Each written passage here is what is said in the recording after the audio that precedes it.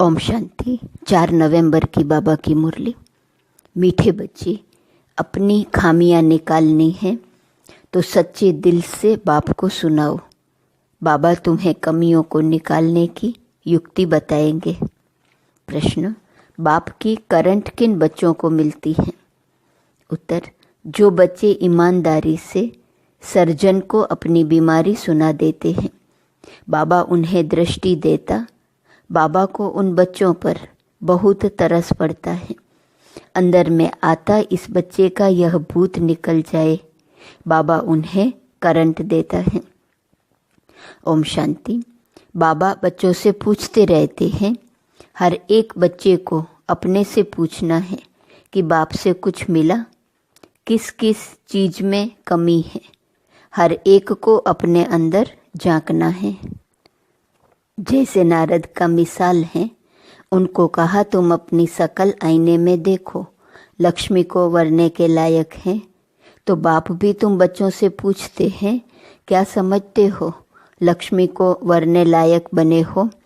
अगर नहीं तो क्या क्या खामियां हैं जिनको निकालने के लिए बच्चे पुरुषार्थ करते हैं। खामियों को निकालने का पुरुषार्थ करते व करते ही नहीं है। कोई कोई तो पुरुषार्थ करते रहते हैं। नए नए बच्चों को ये समझाया जाता है, अपने अंदर में देखो कोई खामी तो नहीं है, क्योंकि तुम सबको परफेक्ट बनना है। बाप आते ही हैं परफेक्ट बनाने के लिए, इसलिए एम ऑब्जेक्ट का चित्र भी सामने रखा है। अपने अंदर से पूछो, हम इन जैसे परफेक्ट बने हैं। वह जिस्मानी विद्या पढ़ाने वाले टीचर आदि तो इस समय सब विकारी हैं। ये संपूर्ण निर्विकारियों का सैंपल है लक्ष्मी नारायण। आधा कल्प तुमने इन्हों की महिमा की है, तो अब अपने से पूछो हमारे में क्या क्या खामियां हैं जिनको निकाल हम अपनी उन्नति करें और बाबा को बतावें कि बाबा यह खामी है जो हमसे निकलती नहीं है, कोई उपाय बताओ। बीमारी सर्जन द्वारा ही छूट सकती है। कोई कोई नायब सर्जन भी होशियार होते हैं। डॉक्टर से कंपाउंडर भी सीखते हैं, होशियार डॉक्टर बन जाते हैं। तो ईमानदारी से अपनी जांच करो, मेरे में क्या क्या खामियां हैं जिस कारण मैं समझता हूँ यह पद पा नहीं सकूँगा। बाप तो कहेंगे न तुम इन जैसा बन सकते हो। खामियां बताएं तब बाबा राय दे। बीमारियां तो बहुत हैं, बहुतों में खामियां हैं। कोई में बहुत क्रोध है, लोभ है, उन्हें ज्ञान की धारणा नहीं हो सकती है जो कोई को धारणा करा सके।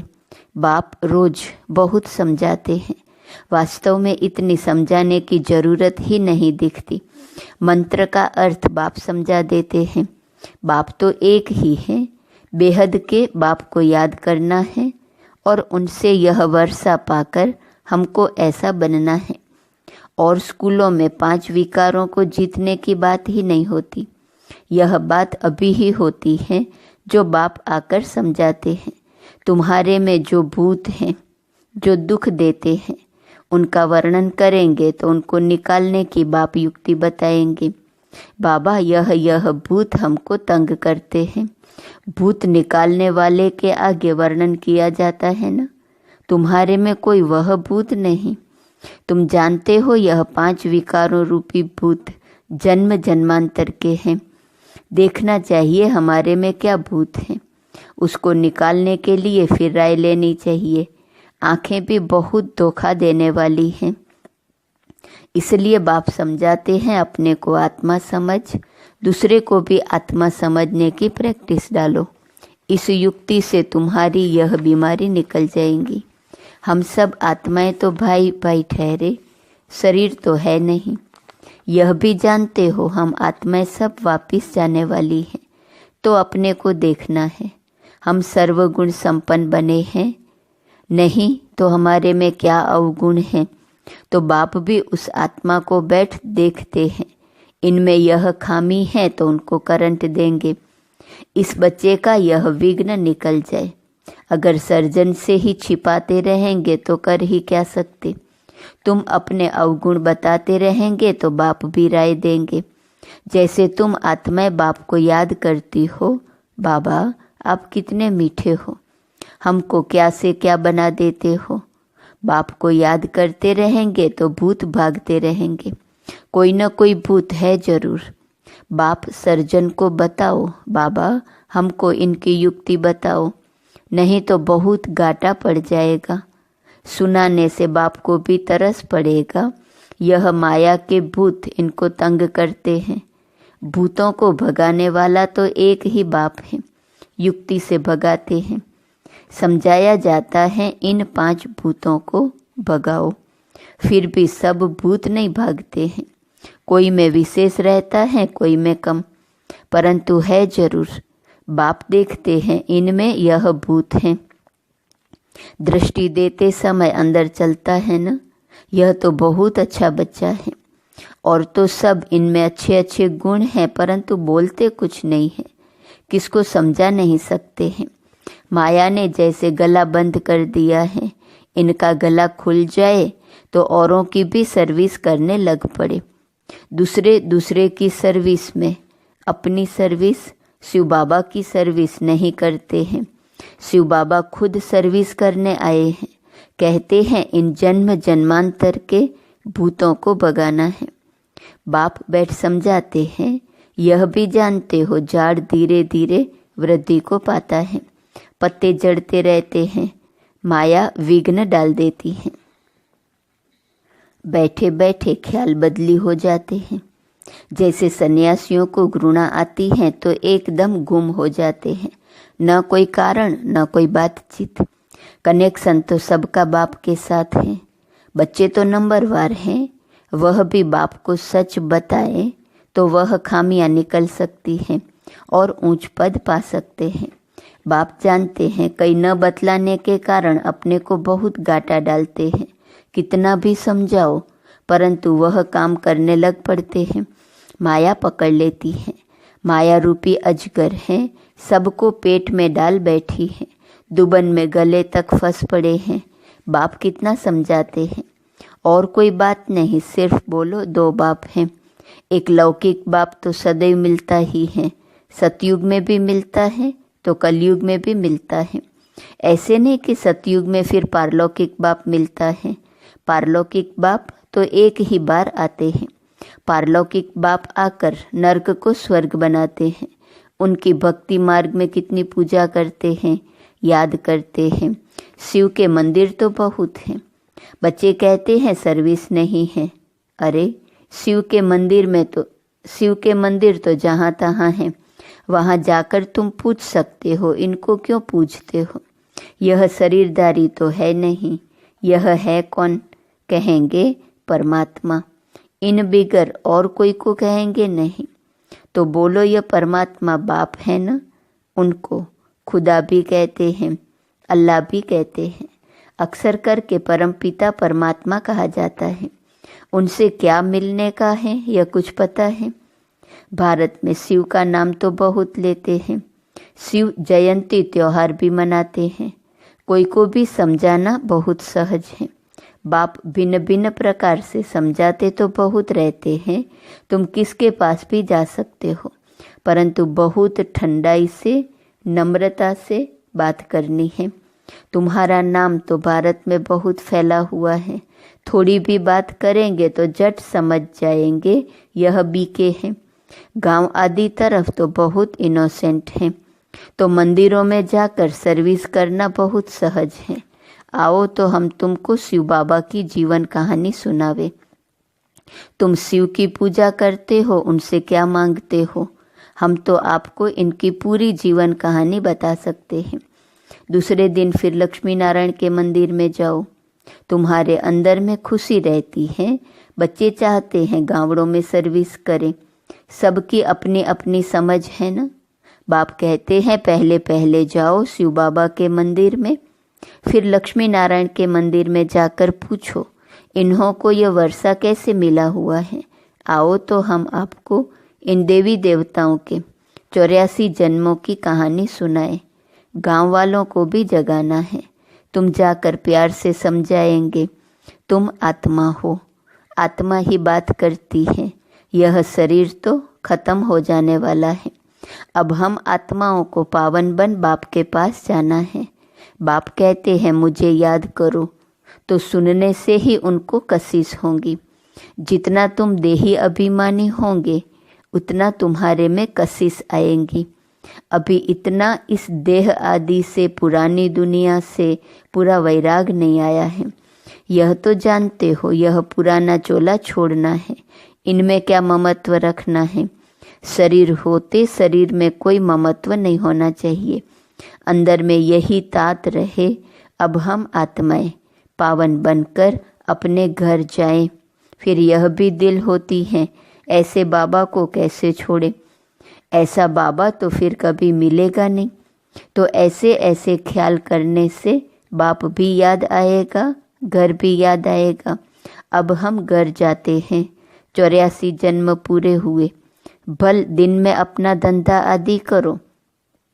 गृहस्थ व्यवहार में तो रहना ही है। उसमें रहते हुए भी तुम बुद्धि में यह रखो कि यह तो सब कुछ खत्म हो जाना है। घर में रहते बुद्धि में रखो यह सब कुछ खत्म हो जाना है। अभी हमको वापिस अपने घर जाना है। बाप ने कहा है गृहस्थ व्यवहार में भी जरूर रहना है, नहीं तो कहाँ जाएंगे। धंधा आदि करो, बुद्धि में यह याद रहे यह तो सब कुछ विनाश होने का है। पहले हम घर जाएंगे, फिर सुखधाम में आएंगे। जो भी टाइम मिले अपने से बातें करनी चाहिए। बहुत टाइम है। 8 घंटा धंधा आदि करो, 8 घंटा आराम भी करो। बाकी 8 घंटा यह बाप से रू रिहान कर फिर जाकर रूहानी सर्विस करनी है। जितना भी समय मिले शिव बाबा के मंदिर में, लक्ष्मी नारायण के मंदिर में जाकर सर्विस करो। मंदिर तो तुमको बहुत मिलेंगे। तुम कहाँ भी जाएंगे तो शिव का मंदिर जरूर होगा। तुम बच्चों के लिए मुख्य है याद की यात्रा। याद में अच्छी रीति रहेंगे तो तुम जो भी मांगो मिल सकता है। प्रकृति दासी बन जाती है। उनकी शकल आदि भी ऐसी खींचने वाली रहती है, कुछ भी मांगने की दरकार नहीं। सन्यासियों में भी कोई कोई पक्के रहते हैं। बस ऐसे निश्चय से बैठते हम ब्रह्म में जाकर लीन होंगे। इस निश्चय में बहुत पक्के रहते हैं। उन्हों का अभ्यास होता है। हम इस शरीर को छोड़ जाते हैं, परंतु वह तो है रॉन्ग रास्ते पर। बड़ी मेहनत करते हैं ब्रह्म में लीन होने के लिए। भक्ति में दीदार के लिए कितनी मेहनत करते हैं, जीवन भी दे देते हैं। आत्मघात नहीं होता है, जीव घात होता है। आत्मा तो है ही, वह जाकर दूसरा जीवन अर्थात शरीर लेती है। तो तुम बच्चे सर्विस का अच्छी रीति शौक रखो तो बाप भी याद आवे। यहाँ भी मंदिर आदि बहुत हैं। तुम योग में पूरा रहकर किसको कुछ भी कहेंगे, कोई विचार नहीं आएगा। योग वाले का पूरा तीर लगेगा। तुम बहुत सर्विस कर सकते हो, कोशिश करके देखो। परंतु पहले अपने अंदर को देखना है। हमारे में कोई माया का भूत तो नहीं है। माया के भूत वाले थोड़े ही सक्सेस हो सकते हैं। सर्विस तो बहुत है। बाबा तो नहीं जा सकता है ना, क्योंकि बाप साथ में है। बाप को हम कहाँ कीचड़े में ले जावे, किसके साथ बोले। बाप तो बच्चों से ही बोलना चाहते हैं, तो बच्चों को सर्विस करनी है। गायन भी है सनसोस फादर। बाप ने तो बच्चों को होशियार बनाया ना। अच्छे अच्छे बच्चे हैं जिनको सर्विस का शौक रहता है। कहते हैं हम गांवों में जाकर सर्विस करें। बाबा कहते हैं भले करो, सिर्फ फोल्डिंग चित्र साथ में हो। चित्रों बिगर किसको समझाना डिफिकल्ट लगता है। रात दिन यही ख्यालात रहती हैं, औरों की जीवन कैसे बनाएं। हमारे में जो खामियां हैं वह कैसे निकाल उन्नति को पाएं। तुमको खुशी भी होती है। बाबा यह 8-9 मास का बच्चा है। ऐसे बहुत निकलते हैं, जल्दी ही सर्विस लायक बन जाते हैं। हर एक को यह भी ख्याल रहता है हम अपने गांव को उठाएं, हम जिन भाइयों की सेवा करें। Charity begins at home. Service का शौक बहुत चाहिए। एक जगह ठहरना नहीं चाहिए, चक्र लगाते रहें। टाइम तो बहुत थोड़ा है ना। कितने बड़े बड़े अखाड़े उन्हों के बन जाते हैं। ऐसी आत्मा आकर प्रवेश करती है जो कुछ न कुछ शिक्षा बैठ देती है तो नाम हो जाता है। यह तो बेहद का बाप बैठ शिक्षा देते हैं कल्प पहले मिसल। यह रूहानी कल्प वृक्ष बढ़ेगा। निराकारी झाड़ से नंबरवार आत्माएं आती हैं।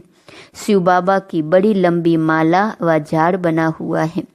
इन सब बातों को याद करने से भी बाप ही याद आएगा, उन्नति जल्दी होगी।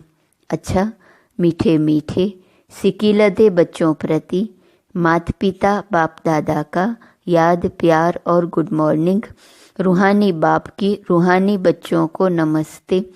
रूहानी बच्चों की रूहानी बाप को नमस्ते नमस्ते नमस्ते।